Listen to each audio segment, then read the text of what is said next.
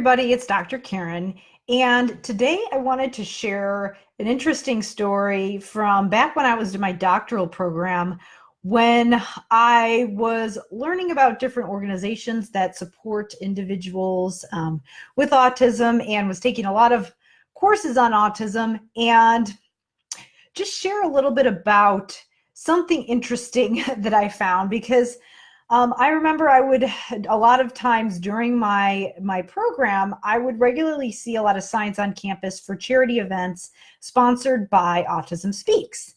And a lot of my colleagues were encouraging me to participate. I mean, after all, we were in the field of special education, the special education department, and they thought we should be supporting people in the autism community by donating our time and money to Autism Speaks. But I did not realize at the time that that organization was actually known as a hate organization by a lot of people, especially a lot of people on the spectrum. Interestingly enough, shortly after my graduation, which I graduated in 2014, I found out that a couple years earlier that this was actually a very controversial organization because of a lot of things that they stand for. Back in 2013, apparently, I had found out that the autistic author and blogger, John Elder Robison, you may know him as the author of Look Me in the Eye, but he actually used to be involved with Autism Speaks, and he resigned from his role on their science and treatment boards. And I'm actually going to share a post with you. I'll share it below this video, but he explains in a post on his blog why he did it. And what's interesting is that as I read that post, it became apparent to me how little the neurotypical community really understands about being on the spectrum, even those of us who want to help. So what I noticed first when I read a lot of his writing, and this post in particular, was that Robison refers to himself and others on the spectrum as autistics. And I remember during my special education program, when I was going through in my undergrad for speech pathology and when I was in my special ed doctoral program, saying something like that was a no-no because it's not person-first language. Even in the APA manual, they say, like, they want your draft, whatever it is you're submitting, to be person-first. And I thought that was interesting that he often doesn't use person-first language when he refers to himself and other people on the spectrum. And I find that interesting, as that we were often told that that kind of thing, that not using person-first language was disrespectful, offensive. And I just find it interesting that he is not the only person who he actually has an Asperger's diagnosis, but who does this. And the thing that's really interesting to me is that I have seen people who are neurotypical, who are not on the spectrum, schooling people with autism, telling them how they should refer to themselves. So it's kind of crazy if you think about it, because you'd think that we'd at least allow people a choice in the matter since we're talking about them. So that was something that I found really interesting, that kind of highlighted me or just the idea that maybe we don't fully get it sometimes. Maybe we don't fully understand, even though we are trying to help. So we should probably be listening to them because, that's part of our job, is to help people in that community. The second thing that you'll notice if you actually read the post is that Robison shares the damaging effects behind the message in some of the Autism Speaks initiatives, which I was not aware of when I was going through school.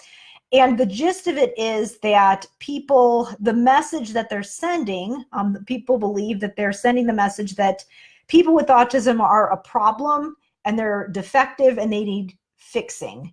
And because a lot of their messaging was surrounding this idea, that is actually why Robison decided to resign from the organization. And it's really interesting because he actually describes autism as being a gift in addition to a challenge, which is why he's supportive of the science and interventions that we do in order to help people and help people on the spectrum with other social cognitive issues adapt. But he also says, and I think this is a direct quote from the article, we do have problems and we need help. Some of us need counseling or training, while others have significant medical challenges. But we also need acceptance and support.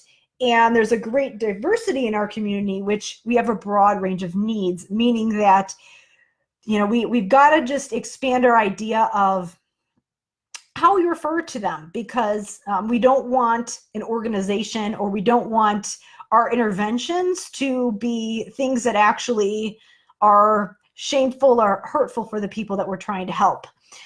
But the thing is that if large organizations like Autism Speaks that have a lot of funding and things like that, if they're missing the mark in their messaging, then it's actually up to those of us in the trenches to make that difference, because we are the ones that are working directly with people. We've got those tighter connections with them. A lot of times people who are at the top of these big organizations, it's not that they're meaning to be doing things that are harmful. It's just that a lot of times they're very far removed from the people that they're trying to help.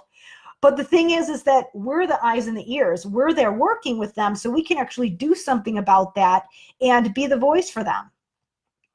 But the thing is that what we don't want to do is buy into that idea that they need fixing, like they're broke, you need to be fixed. That's not the point of intervention. The point of intervention is, yes, to provide support, but not to fix something like it's broken. And it's not, a lot of times we even say things that are maybe unintentionally or intentionally offensive, like calling them things like socially awkward, or do training that almost mimics dog training, or even some of the things, that the way that we word our interventions and goals, by saying you need to learn how to do this appropriately.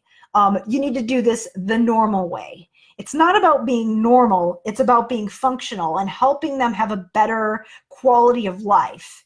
And that's something that we're just sometimes missing the mark, and just our language with the way that we're working with these individuals and trying to support them. And the idea of making things more appropriate and making things normal, that's exactly the problem with a lot of these pre-made social skills activities and interventions, and why they don't work, and why they can actually make our students feel more confused, more frustrated, and misunderstood. Because the problem is that they're focused around, like, this is the cookie cutter way that we should be doing things, and these are the rules, rather than really understanding why that person is struggling and what they're not seeing, rather than trying to get them to fit into this mold that's some kind of a scripted curriculum. And that's why a lot of those pre-made social skills curriculums, if you're using a lot of those and struggling, that could be the issue. Maybe it's not individualized enough, and maybe it's not tied into the tenets that are actually needed for social interventions. But the thing is that it doesn't have to be that way, because you can be that voice for people who struggle with social skills and who need that support, but want it in a way that's not going to make them feel like they're defective or broken. Social skills interventions can actually be very empowering when they're done the right way. I've actually written an article on my blog recently where I outlined the tenets of that intervention that you need in order to help your students be successful. So I'm going to share a link below this video, because let's be honest, working with students who have social pragmatic difficulties can sometimes seem like an uphill battle. It seems like some of these students don't make progress no matter how many times we've explained the social rules to them.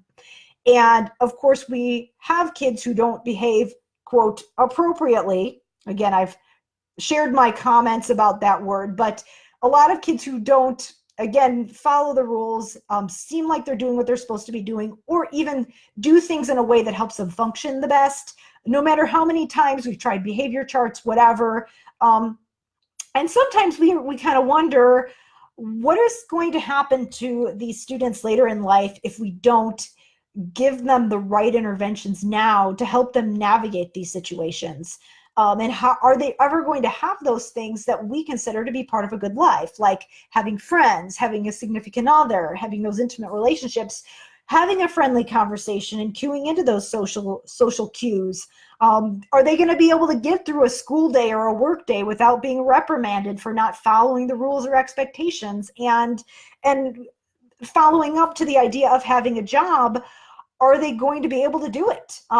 Because let's be honest, a lot of the things that they might not cue into because they see the world a little bit differently, they might not be able to follow those expectations. So how do we help them meet those expectations so that we don't just try to make them abandon the things that are good about them, but in the same way, how do we actually help them to learn the skills that they need to be able to function in the world today based on what people are expecting?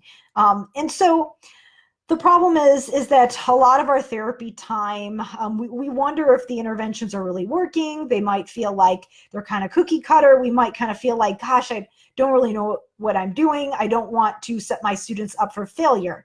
So if you've ever felt like any of those things when you were working on social skills, there's good news and bad news. So obviously the bad news is that if you keep resorting to, pre-made activities and you're not really sure if you know the tenets behind effective intervention and you're kind of just grabbing the same things over and over again, obviously if you've always done what you've done, you're going to keep getting what you've been getting. So that's the bad news.